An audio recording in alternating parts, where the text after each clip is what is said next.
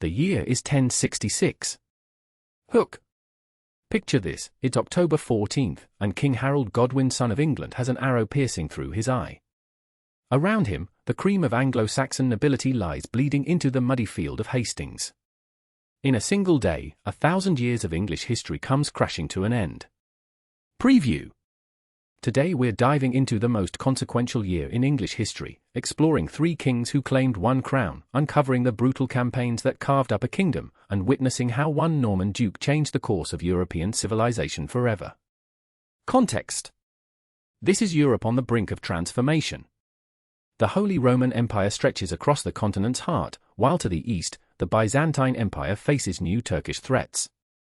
But nowhere is the drama more intense than in the storm-tossed waters around Britain, where 3 men believe they have God's blessing to wear the English crown. It all begins with a deathbed. On January 5, Edward the Confessor, the last Anglo-Saxon king of undisputed legitimacy, lies dying in his newly completed Westminster Abbey. For 24 years he's ruled England, but here's the problem, he has no children. No clear heir. The Witan, England's Great Council, faces an impossible choice. The crown could go to Edgar the Aetheling, Edward's great-nephew, but he's barely 14. Too young, too weak for what's coming. Instead, they choose Harold Godwin's son, the most powerful earl in England. Makes sense, right?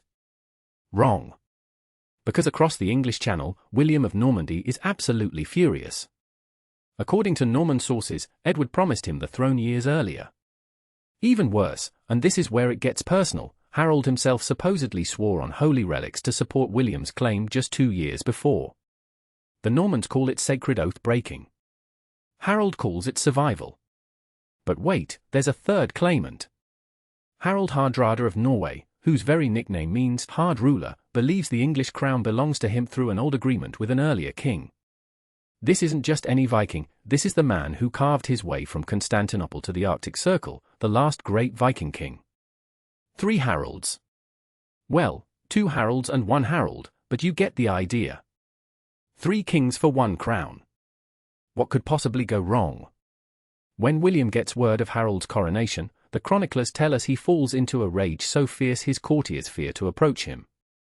But this duke doesn't just get angry, he gets methodical. By spring, he's building the largest invasion fleet Northern Europe has seen in generations. Here's what makes this extraordinary, William doesn't just prepare for war, he prepares for legitimacy. He sends envoys to Rome itself.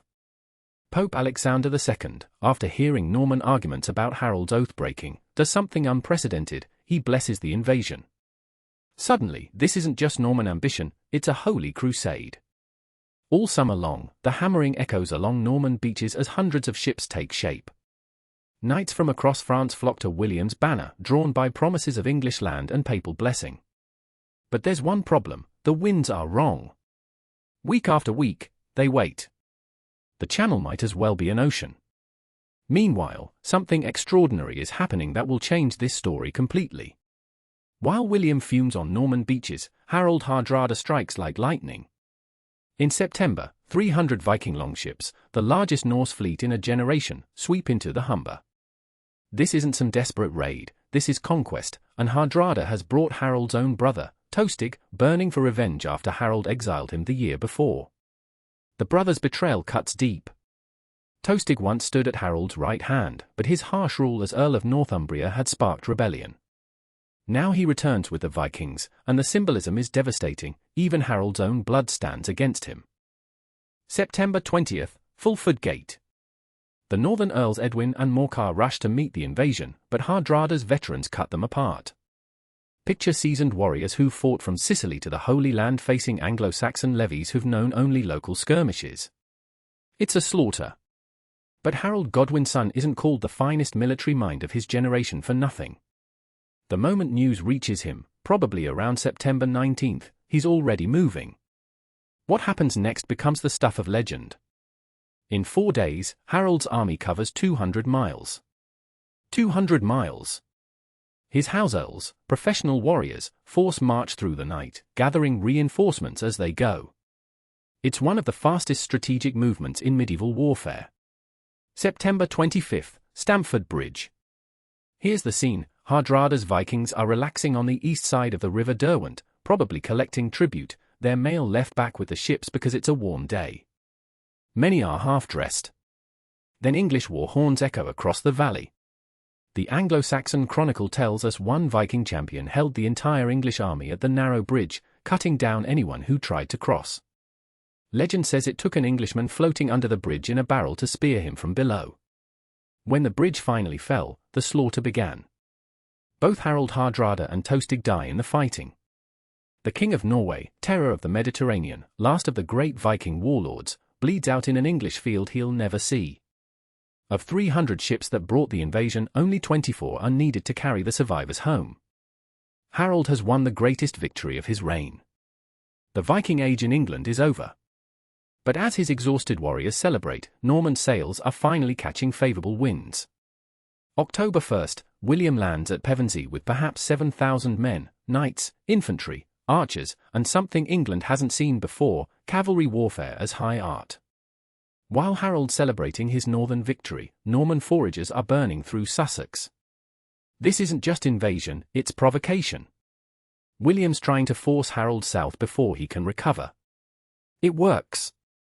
Harold could have waited, gathered fresh troops, let winter work against the invaders. Instead, fury drives him south in another forced march. By October 13th, he's on Senlac Hill, 7 miles from Hastings, with an army that's fought 2 major campaigns in 3 weeks. October 14th dawns grey and cold. Picture the scene: Harold's Anglo-Saxons form the legendary shield wall along the ridge, axemen and spearmen locked shield to shield, the Households in gleaming mail at the centre. Below them, Norman heavy cavalry paw the ground like hunting hounds.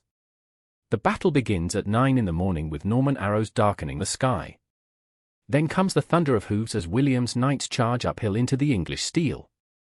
For hours, the shield wall holds. Norman attacks shatter against it like waves against a cliff. But medieval warfare is as much about psychology as strategy. When the Breton left wing breaks and flees, some English can't resist the pursuit. The shield wall fractures. William, showing exactly why he'll be called Conqueror, rallies his men. The fleeing Bretons turn and cut down their pursuers. Now it becomes a grinding battle of attrition. Harold's brothers Gyrth and Leofwine fall beneath the dragon banner of Wessex. The king himself fights like a berserker, his great war axe cutting down anyone who approaches. But the Norman arrows keep falling, and the shield wall keeps shrinking. Then comes the moment that changes everything. An arrow, whether aimed or random, we'll never know, finds Harold's eye.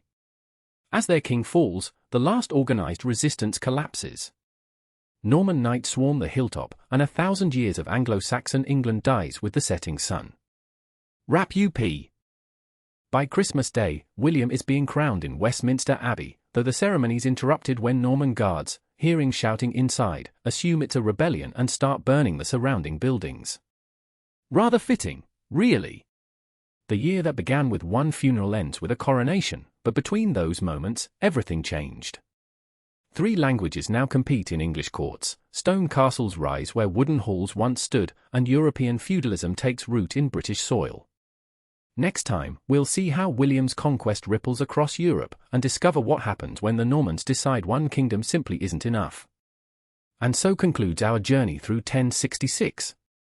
Join us next time as we explore what the year 1067 has in store.